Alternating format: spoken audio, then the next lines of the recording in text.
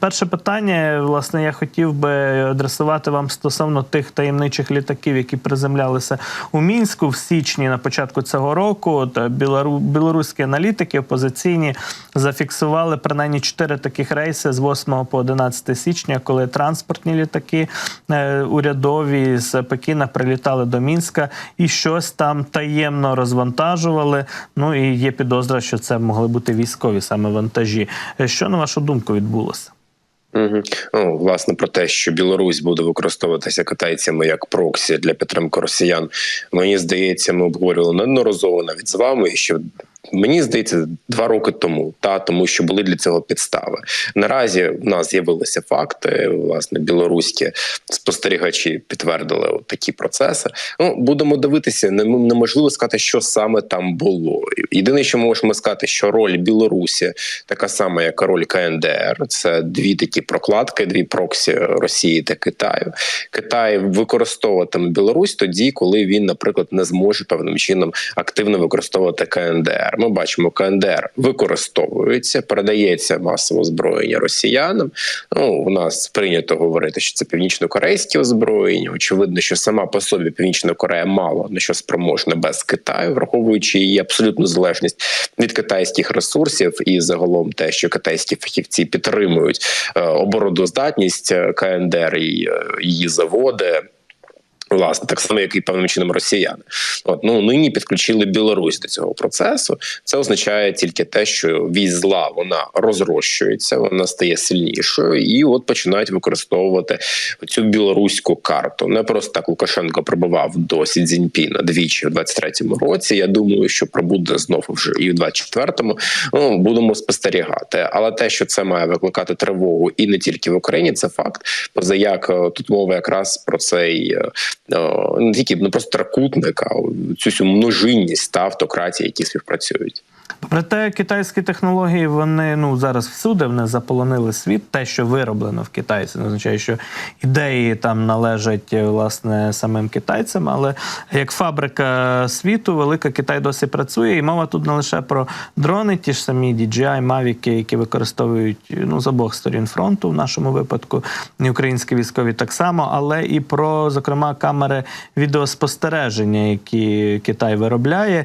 Нещодавно була така доволі гучна новина про те, що в Україні працюють тисячі китайських камер відеоспостереження, які передають інформацію на сервери, які контролює виробник. Можете детальніше розказати про цю історію, що це за камери і, умовно кажучи, в яких місцях вони встановлені, яку інформацію вони можуть передавати потенційно в руки, точно не наших друзів? Мені прикро, що ця тема стала актуальною в 2024 році, поза як ця тема взагалі, мені здавалося, настільки очевидна і зрозуміла для всього людства, що ми не маємо про неї говорити. Є загальна позиція демократичних держав. В камерах і Квішин, Хаммера Дахуа та взагалі китайського виробництва не мають використовуватися щонайменш небезпекових об'єктів. Вони не мають проходити через держтендера, вони не мають вивішуватися, наприклад, на поліцейських станціях чи військових частинах. На превеликий жаль, ми маємо великий досвід саме державних закупівель, публічних закупівель таких камер, і їх використовують приватні особи також масово. Головна причина – це ціна, доступність, адже китайський виробник, він фактично монополізував ринок і не тільки в Україні. Просто питання в тому, що в країнах, де це вже заборонено, а у нас є заборони і Австралія, і в Сполученому Королівстві, і в Сполучених Штатах, та й де-інде, власне, вони просто працювали над тим, щоб цей ринок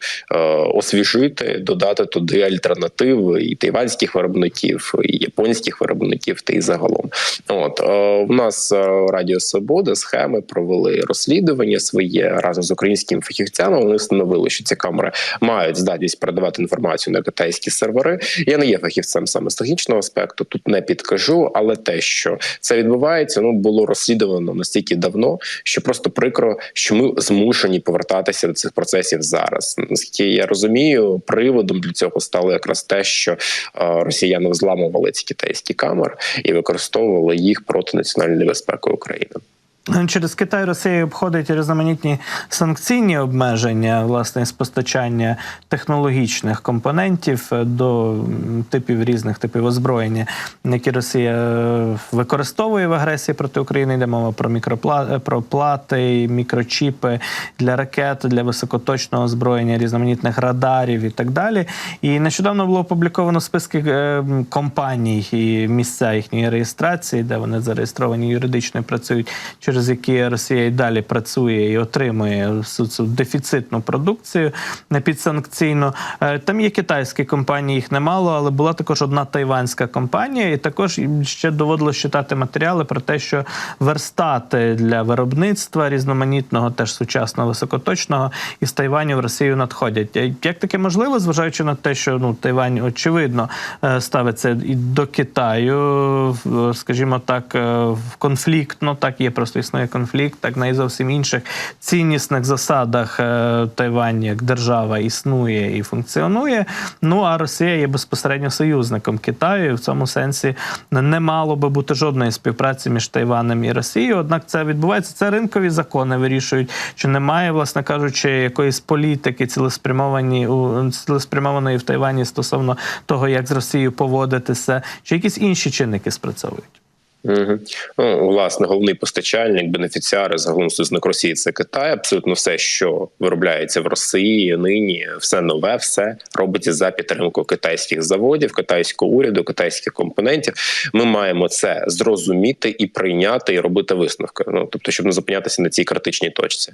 Що стосується Тайваню, то ситуація дійсно не дуже приємна. Ми маємо тайванські деякі приватні компанії, які через скажімо так, треті країни, саме Китай і Туреччину, продають компоненти для росіян, продають верстати для виробництва їхньої військової техніки, ракет і чого інше. Власне, проблема в чому полягає? Тайвань не є монолітним, поза як ми розуміємо, що там є партія Гоміндан. Партія Гоміндан – це прокитайська партія, це тамтешнє ОПЗЖ.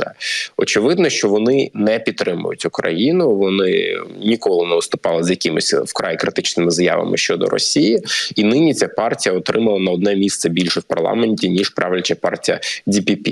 Тобто їхній вплив досить серйозний. І те, що прокитайська партія, а для нас, для розуміння, просто ставимо проросійська партія, підтримує росіян, не має це дивувати, що таке відбувається. Особливо бізнес. Бо згадаємо, яка кількість була бізнесу афілійованого до ПЗЖ і до росіян до 24 лютого 2022 року. Та і цей бізнес донині, ми бачимо розслідування журналістів та незалежних медіа, існує. Росіяни так чи інакше десь ще знаходяться в українській економіці, і ми їх викорінюємо. То, власне, в Тайвані вторгнення ще не відбулося.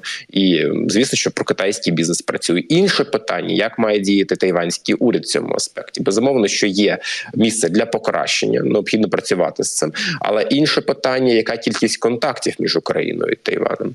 І от тут якраз треба задати питання своїм собі, бо Тайвань є критичним виробником для всієї планети. Сполучені Штати та їхній потенціал також залежать від виробництва Тайвані. Тому ми бачимо топ-делегації Америки, і Британії, і всіх інших. Тут можна перелічувати всі демократії, які постійно відвідують Тайвань і комунікують з тайванським урядом. Україна такого не робить. І ми маємо відповідні наслідки. Тобто тут проблема подвійна. І тайванська, дуже глибока, і тут треба працювати. І наша, тому що нам треба посилювати ці комунікації, зв'язки, щоб не допускати таких випадків надалі.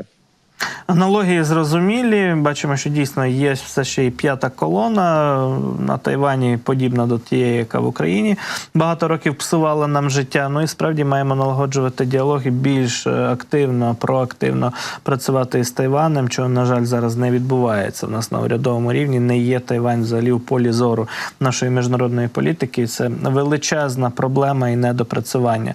Артуре, дякую дуже за спілкування і за ваші коментарі. Артур Харитонов з нами був на зв'язку.